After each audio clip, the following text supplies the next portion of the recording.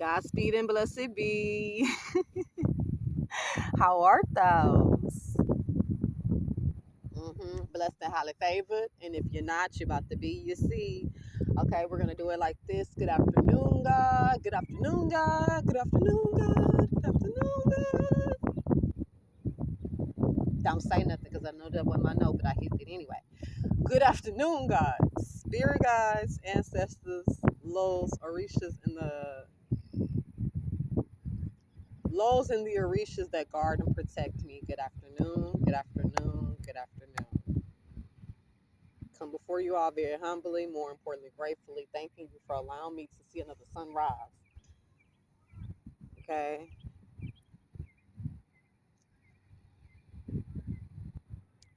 I'm back. I listen. I saw something the other day that says that I'm not gonna tell nobody when my spark come back, but there will be signs. And voila, here are the signs. Okay. Um, I'm not gonna lie.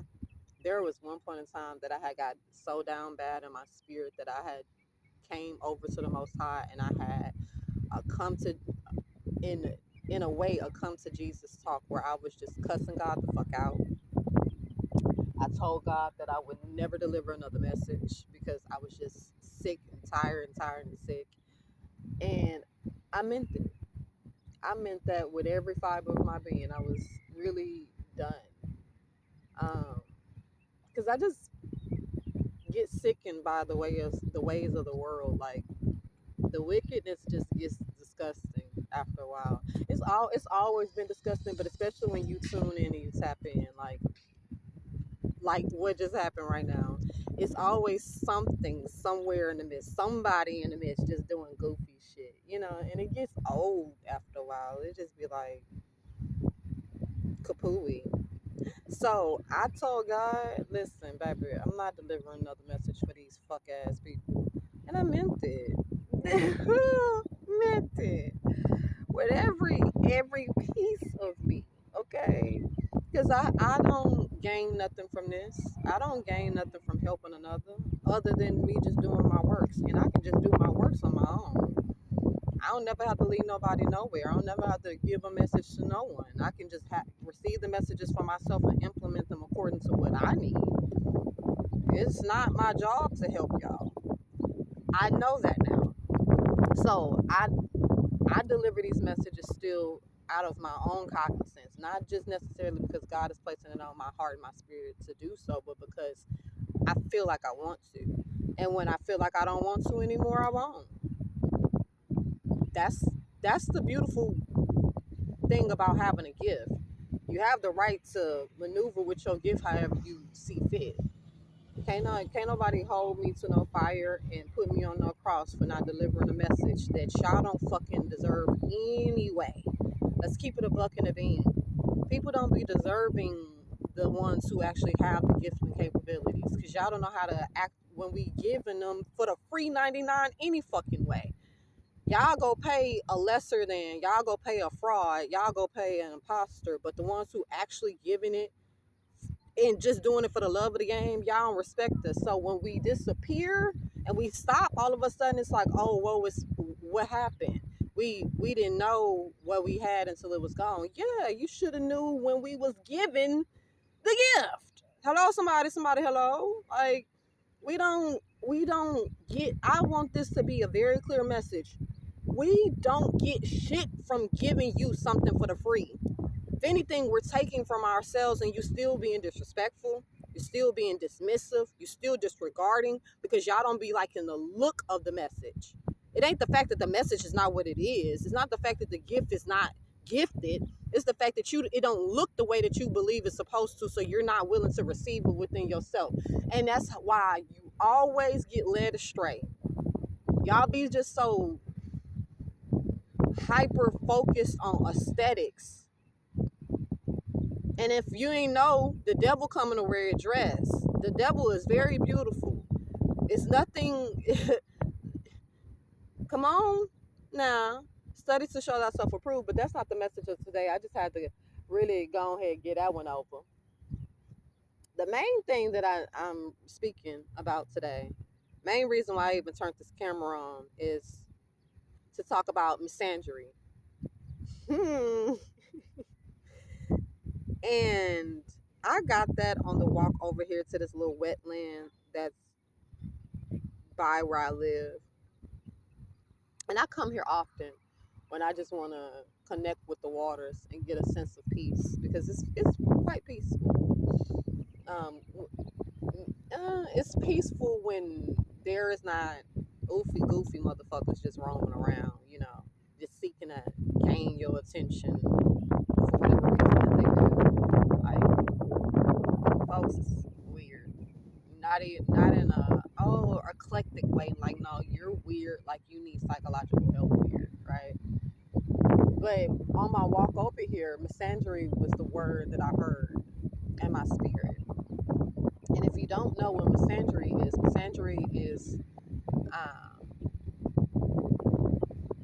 it's equivalent to the word misogyny, which is when someone has a disdain and a loathing for women, and they put that disdain and loathing into effect to try to negatively influence their life.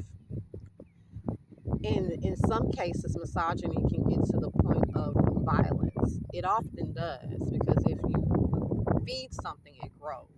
So if you're feeding hatred, disdain, and loathing, it's going to start to build within itself, and it's not going to be just internalized. It's not going to be just something that you note within your own self. It's going to start to come outwardly. Misandry is the disdain and loathing of the male species to the point of negatively influencing them as well, and ultimately it leads to violence, right? And you would believe that misandrists, those who are the most misandrous, are women, because maybe they've been tainted, or maybe they've been embittered by their experiences with men that have not been oh so well, um, that have left them scarred, and that have really set a bad taste in their mouth. But that's not true. It's psychologically proven that the most misandrous of men are other men. And why is that, you ask? Because men know the makeup of a man. They know the the basic foundation of what men are created from and what they uphold. They know their principalities, they know their value systems, and they know their characteristics because they are themselves a man. Maybe not the same accordance of man, maybe not the same degree of manhood, but a man overall. And men know that other men never mean anyone well, especially themselves. So if you have self-hatred, it's going to start to exude outwardly, because you can't just continue to house and hold all of that within yourself. As much as you may think that that's what you're doing, it finds its way in everything that you touch and everything that you're a part of. I never met one person who has self-hatred issues who loves anybody else. That's impossible. They can pretend, and they do that well, but you can only pretend for so long until that mask ends up falling and the real you comes out. You want to know how a man really feels? Let him get around other men where he feels comfortable and listen to the path of the conversation. Men really feel like women are lesser than come on, somebody. Men really feel like that they are the God's gift to everybody, to the world itself, right? Despite having to acknowledge that they come from a woman. Like, without a woman being able to bear them, they would not be in existence. But they feel like that's the only thing that women are good for. And that if it were not for them, women would fall and disintegrate into a million pieces. I know this because I grew up around men. I was the only daughter all the way up until I was in high school. And I had brothers. My brothers had brothers. I had male cousins. My brother had a multitude of friends. So I was around men often. And I, being how I was even to this day, was very inquisitive and I listened to what they talked about. This is why now that I am of age, can't no man, and I mean not even the most slickest of the tongue, get down and roll over on me because I've heard it all and I've seen it all for the most part. Men hate other men just as much as the most feminist woman does. And they hate them so much that they'll befriend them or make it seem as if they're befriending them to destroy them from the inside out. Because if you can't beat them, join them, right? I've seen so many times friendship groups of men fall apart because there's a mole in their operation who they actively let in, and they let in with open arms because they believe in that they are kindred spirits and he just as fucked up as they are, when really he hates y'all. He really hates y'all, like really do. And there are signs.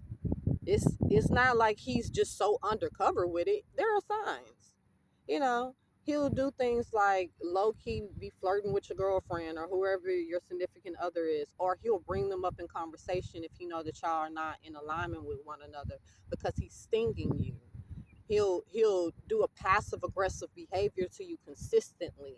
If especially if he's someone who is of a greater status or a better financial position than you, oh, you can bet your bottom dollar he gonna sting you every time that he get a chance, because in his mind you ain't shit, and he want to make sure that you know that you're not shit. But men don't see that, and they just thinking, oh, that's just my nigga, and that's just how he is, when really he's destroying you. But they're so dedicated to their friends to the point of detriment to their own selves that they will stay within these groups, these organizations and conglomerates, knowing that they're being harmed. But the very woman that's in his life, that's speaking life unto him, that's building him up, breaking him down, and building him up into a better man, he resents her. He hates her. Whether that woman be his mother, his grandmother, his aunts, his female cousins, and especially the woman that he lays with. Even if he has not ordained himself before God to her and married her, she can just be a long-term girlfriend or the mother of his children. Resents the fuck out of her. Every chance he get when he's not in her presence, he brings her up and he breaks her down because he believes that she is the bane of his existence. Now recognizing it's the very friends that he's so dedicated to that are really destroying him. That's the reason why he has low self-esteem. Come on, somebody. It's not just the world. It ain't just the white man. Okay, it's the people that you have around you. They said, you want to know who you are, look at the company that you keep. That's actual. Men keep horrible company, and then they rationalize it by excusing poor behavior because this is somebody that they want to be around, because why? That person is a reflection of who you actually are. It ain't just because y'all been knowing each other for oh so long, you got history. No, you just as fucked up as they are. That's what I'm talking about with self-hatred. Even if you are subconsciously doing it, it's gonna come. Okay? So misandry is not specific to women hating men. Men hate men the most. The most. That is psychologically proven. That's not an opinion. That's a fact. So release us, okay? When I say release us, release always defaulting women to be the cause of everything. We're not. We're not the reason why a man is walking around this bitch depressed and he can't pick his head up and he can't put one foot in front of the other and be about business. It's not because a woman broke his heart. If anything, his father broke his heart first, and then his friends just came in and put the nail in the coffin. The friends that he picked, let's be very clear. He wasn't forced into these groups or these friendship circles. He wasn't forced to be around these people. These are the people that he actively and knowingly picked for himself. And once they put that nail in the coffin, then it's fuck the whole world, and you out here with a chip on your shoulder to who other than women. It just be, it's backwards. Because let me tell you something about that. All he's gonna do is remove himself from that group and get into a whole nother group that's gonna do it all over again. He's not gonna think to himself, well, let me recalibrate and focus and see and internally work on thyself so that this doesn't happen again. He's gonna go into the same setup, knowing it's a setup, and then still blame women.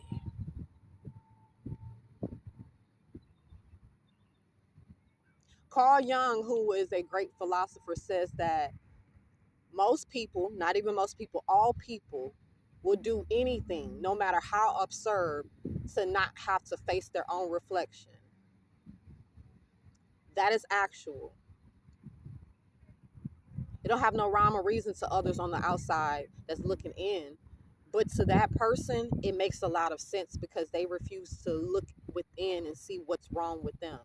And when they have the opportunity to fix it, they run. Because you have to recognize that most people are very comfortable with being a victim. Not just comfortable, it's their entire identity. That woe is me, they wear that proudly because that's what gets them attention. That's what gets them sympathy from others. And without that, they feel like they fade into the background. And let me tell you something about the male ego. That is the worst thing that they could ever encounter. Is not being acknowledged. They hate that. They hate it. This is why they go into these groups that I'm talking about. This is why they are a part of these circles. Because they can't sit with ourselves. They can't be by their lonesome. They can't stand on their own 10. And it ain't just because nobody ever taught them. It's because they don't want to. It's simple. We got to stop deducing everything onto someone else and making it another person's problem. It's not. It's your problem. Because when you're a child, you do childish things. But when you become an adult, you put those things to the side. And if you say that you a grown-ass men don't just pay bills. Grown-ass men know how to say when they are wrong and then actively and effectively fix their wrongs. Even if it's within ourselves, especially within ourselves. Especially if you're a father too. If you're a man who has the blessing to be able to procreate and bring life forth, and you're lesser than a man, then you're going to be lesser than a father as well. You can still be present in the home and everything, but the children and whoever's the person that you have that child with are going to feel the effects of not having a proper male presence in the home because you're not a man, technically. Y'all really be women with dicks, and that's just the truth of the matter. I know too many hoe ass niggas for real, and I ain't just saying niggas in relation to black men.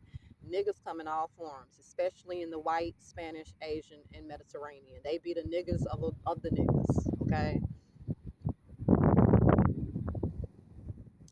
I'm just a messenger. And like I mentioned, I don't gain nothing from these messages. I just be doing what I'm supposed to do when I'm called to do it. And when I feel like it ain't meant to be done no more, I won't say another. I could care less about how folks choose to live their life. That's between you and the God that you serve. But let's be honest and transparent because I feel like being honest and transparent, we can move forth together collectively to somewhere to greener pastures. All of this darkness that we constantly encountering, it's a collective force. It's not just the select few and the 1% of the world that's doing that. That's really the minority and the majority coming together and deciding not to do what needs to be done. All too often it's because you're too busy worried about what the fuck else somebody else is doing and not enough about what you're supposed to be. We all have bestowments that we've been granted. And if you resting on your laurels within your bestowment, then you doing yourself and everybody else around you a disservice. This is the Sunbeam Queen, the prophetess, the conjuress, the motherfucking me litany. Godspeed.